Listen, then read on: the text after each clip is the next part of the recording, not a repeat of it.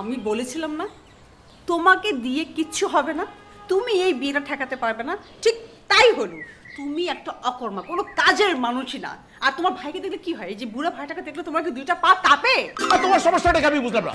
আমি দরকার পড়লে আমার ভাইয়ের বিয়েতে যাবো, বরযাত্রী হিসেবে যাবো, বরযাত্রী হিসেবে গিয়ে ওখানে খাবো, পোলাও করবো, সব খাবো, এবং আমি সারাক্ষণ আনন্দ করবো, এবং আমি সেলফি তুলবো, আমি সব কিছু করবো, এবং বিয়ে শেষে ভাই ভাবিদেরকে বাসে এনে ফুলসজ্জা করে সেজেই সাজিয়ে তারপর আমি বসে থাকবো। তোমার সমস্যাটা কোথায়? আমার সমস্যা নাই, সমস্যা তো তোমাদের। তোমাদের সমস্যার জন্য তো আমি চিন্তা করতেছি। না, এটা আমার দায়িত্ব। আমার বড় ভাই বিয়েতে যাওয়া, সবকিছু করে, এটা আমার দায়িত্ব। লজ্জা লাগতেছে না? এই বুড়া একটা লোক বিয়ে করতেছে, তাও একটা বিবাহিত মেয়েকে যার বাচ্চা আছে, আরেকবার বিয়ে হয়েছিল। তোমার সমস্যাটা কি?